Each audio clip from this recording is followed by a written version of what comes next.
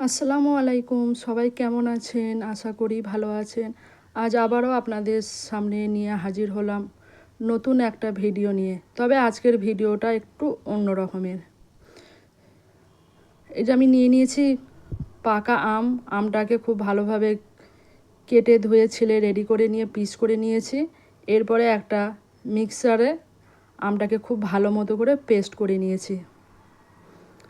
তারপরে সর্বপ্রথমে যেটা করতে হবে,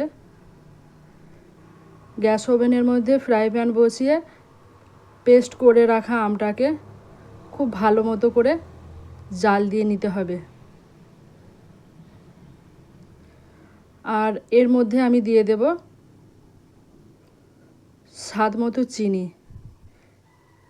যেহেতু আমটা খুব পাকা এবং খুব মিষ্টি, তাই চিনির পরিমাণটা একটু বুঝেই দিতে হবে।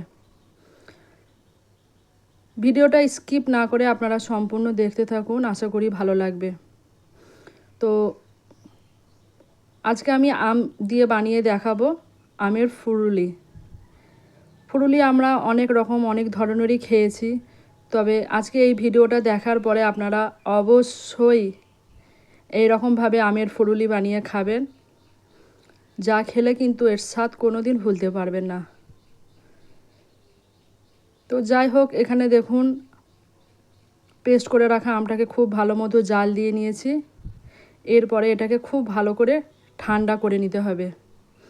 ঠান্ডা করে তারপরে এটাকে রেডি করতে হবে। তো সর্বপ্রথমেই আমি এই পেস্ট করে রাখা আমের মধ্যে দিয়ে দিলাম পরিমাণ মতো চালের গুঁড়ো ও দিয়ে দিলাম ময়দা। এরপরে এর মধ্যে দিয়ে দিলাম স্বাদ মতো লবণ ও বেশ খানিকটা পরিমাণ বেকিং পাউডার ও সবশেষে দিয়ে দিলাম মৌরি। তারপরে সমস্ত উপকরণটাকে খুব ভালো করে মিক্সড করে নিচ্ছি। তবে এটাকে একটু সময় ধরে হাতে সময় নিয়ে মাখাতে হবে। আর এর মধ্যে কোনো রকম কিন্তু পানি ব্যবহার করব না। তো খুব ভালো মতো এটাকে ফাটতে হবে। এটাকে যত বেশি ভালো ফাটা যাবে, ফুরুলিগুলো কিন্তু ঠিক ততটা সুন্দর হবে। তো এখানে আমার রেডি হয়ে গেছে। এরপরে এগুলোকে ভাজার পালা। তো এখানে কড়াইয়ের মধ্যে তেল দিয়ে তেলটাকে খুব ভালো মতো গরম করে নিতে হবে। তেলটা গরম হলেই কিন্তু তারপরে এখানে আমি ছোট ছোট বড়ার আকারে শেপ দিয়ে এগুলোকে ভেজে নেব।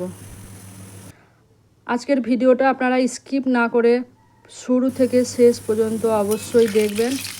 আর দেখার পরে কমেন্ট বক্সে অবশ্যই কমেন্ট করে জানাবেন আজকে এই ভিডিওটা আপনাদের কেমন লাগলো। আর এরকম নিত্য নতুন ভিডিও পেতে আর আমার চ্যানেলে যদি নতুন হয়ে থাকেন, চ্যানেলটাকে অবশ্যই সাবস্ক্রাইব করে পাশে থাকবেন ও পারলে ভিডিওটাকে বেশি বেশি করে শেয়ার করে দেবেন। তো এখানে আমার দেখছেন ফুরুলি ভাজা হয়ে গেছে। ঠিক একই রকম পদ্ধতিতে সমস্ত ফুরুলিগুলোকেই আমি ছেঁকে নিচ্ছি। তবে সাইজটা আপনারা আপনাদের পছন্দ অনুযায়ী দিতে পারেন, ছোট বড়। খুব অল্প সময়ের মধ্যেই আর ঘরে থাকা মাত্র কয়েকটা উপকরণেই কিন্তু এরকম সুস্বাদু ফুরুলি বানানো যায়। তো ফুরুলি এখানে আমার রেডি হয়ে গেছে। তো দেখেও যতটা লোভনীয় মনে হচ্ছে, খেতেও কিন্তু ঠিক ততটাই টেস্টি হয়েছে। তো আজকে এই পাকা আমের ফুরুলি আপনাদের কেমন লাগলো অবশ্যই জানাবেন।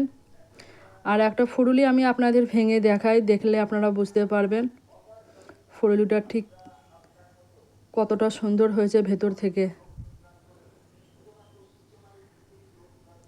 তো দেখা হবে আবার নেক্সট ভিডিওতে। সবাই ভালো থাকবেন। আল্লাহ হাফেজ।